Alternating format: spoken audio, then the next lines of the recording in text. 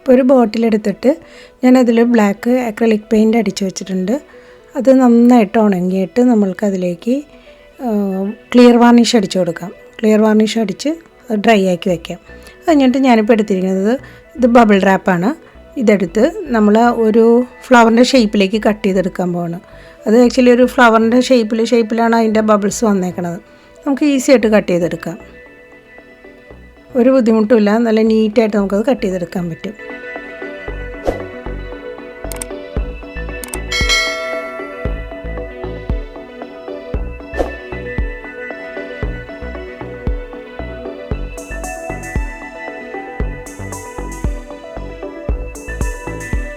നമ്മൾക്ക് ആവശ്യത്തിന് ഇപ്പോൾ ഒരു ബോട്ടിലേക്ക് എത്ര വേണ്ടതെന്ന് വെച്ച് കഴിഞ്ഞാൽ ആവശ്യത്തിന് നമുക്കത് കട്ട് ചെയ്ത് മുഴുവൻ റെഡിയാക്കി വയ്ക്കുക ആദ്യം തന്നെ.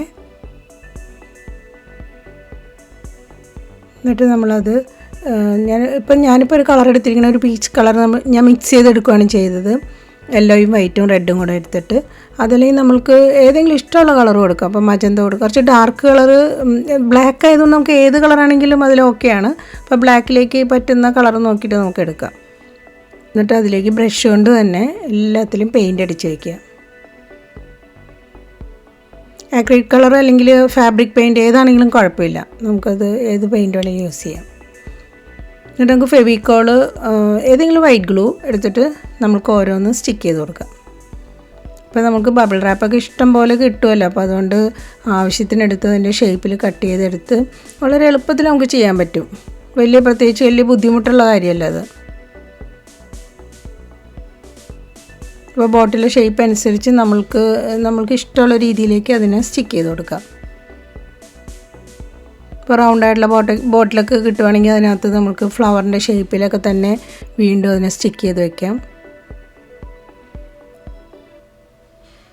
ഇപ്പോൾ ഇവിടെ 4 പീസ് കറക്റ്റായിട്ട് അവിടെ പറ്റും. എന്നിട്ട് അത് സ്റ്റിക്ക് ചെയ്ത് കഴിഞ്ഞിട്ട് ഞാനിപ്പോൾ എടുത്തിന് 3D ഔട്ട്ലൈനർ അങ്ങനത്തെ അല്ലെങ്കിൽ നമുക്ക് നല്ല പഫി പെയിൻറ്റ് കിട്ടും. ഇപ്പോൾ ഏതാണെങ്കിലും കുഴപ്പമില്ല, അതിന് നമുക്കിങ്ങനെ ഔട്ട്ലൈൻ കൊടുക്കാം. ഇപ്പോൾ ഇത് രണ്ടും നമ്മളുടെ കയ്യിലില്ലെങ്കിൽ ബ്രഷ് കൊണ്ട് ഔട്ട്ലൈൻ വളരെ തിന്നായിട്ട് നമുക്ക് ഏതെങ്കിലും ഒരു കളർ നമുക്കങ്ങ് അടിച്ചു കൊടുത്താൽ മതി. ഇപ്പോൾ ആ പെറ്റലിൻ്റെ കളറിനോട് മാച്ച് ചെയ്തിട്ടുള്ളൊരു കളർ നമുക്ക് കൊടുക്കാം.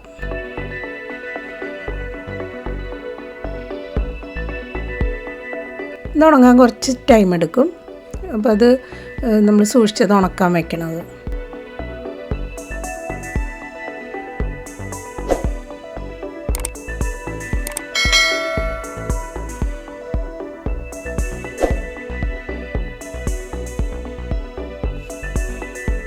അപ്പോൾ അത് കംപ്ലീറ്റ് ചെയ്തിട്ടുണ്ട്. ഇനി ഞാൻ എന്താ ചെയ്യാൻ പോകണമെന്ന് വെച്ചാൽ അതിൻ്റെ നമ്മൾക്ക് മിഡിലായിട്ട് കുറച്ച് ബ്ലാക്ക് ടച്ച് ചെയ്ത് കൊടുക്കാം.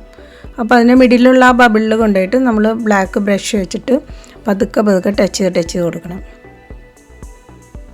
വല്ലാണ്ട് അങ്ങോട്ട് പെയിൻറ്റ് നിറച്ച് അങ്ങോട്ട് ഇടണ്ട, ഫില്ല് ചെയ്യണ്ട, ടച്ച് ചെയ്ത് ഇങ്ങനെ കൊടുത്താൽ മതി. അപ്പോൾ കുറച്ചും കൂടെ ഒരു ഭംഗി ഉണ്ടാവും.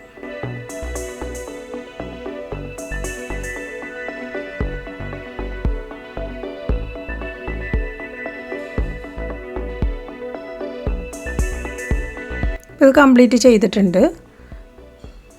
അത് കഴിഞ്ഞിട്ട് നമ്മൾക്ക് ബോട്ടിലിൻ്റെ നെക്കിലേക്ക് കുറച്ച് പെയിൻ്റ് അടിച്ച് കൊടുക്കാം. അതിപ്പോൾ ഞാൻ ഇതിനോട് കളറിനോട് മാച്ച് ചെയ്യണ ഒരു മെറ്റാലിക് കളറാണ് എടുത്തേക്കുന്നത്, റെഡ് കളർ എടുത്തിരിക്കുന്നത്. അത് നമ്മൾ ആ നെക്ക് ഭാഗത്ത് മാത്രം അടിച്ചു കൊടുക്കുക. അതിപ്പോൾ ഓരോ ബോട്ടിലിൻ്റെ ഷേപ്പ് അനുസരിച്ച് നമ്മൾ അങ്ങ് അടിച്ചു കൊടുത്താൽ മതി. ഇപ്പം ഞാനിപ്പോൾ ഓൾറെഡി അവിടെ ഒരു കർവായിട്ടൊക്കെ ഉണ്ട്, അപ്പോൾ അത് നോക്കിയിട്ട് അങ്ങനെ ചെയ്തതേ ഉള്ളൂ.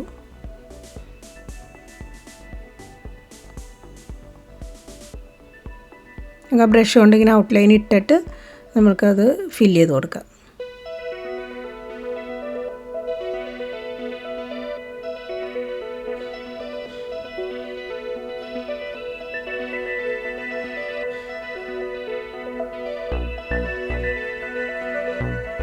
ഇപ്പോൾ ഞാനത് കംപ്ലീറ്റ് ആയിട്ട് ചെയ്തിട്ടുണ്ട്. അപ്പോൾ ഇതെല്ലാവരും ഒന്ന് ചെയ്ത് നോക്കണം കേട്ടോ. ഇപ്പോൾ അതുപോലെ ബബിൾ റാപ്പ് വെച്ച് തന്നെ ചെയ്തേക്കണതാണ്. ഇപ്പോൾ ഞാൻ ഇത് പെയിൻറ്റ് ഫുള്ളായിട്ട് അടിച്ചതും പിന്നെ പെയിൻറ്റ് അടിക്കാണ്ടും ചെയ്തിട്ടുണ്ട്. അപ്പോൾ അടുത്ത ആഴ്ച പുതിയൊരു വീഡിയോയുമായിട്ട് നമുക്ക് വീണ്ടും കാണാം.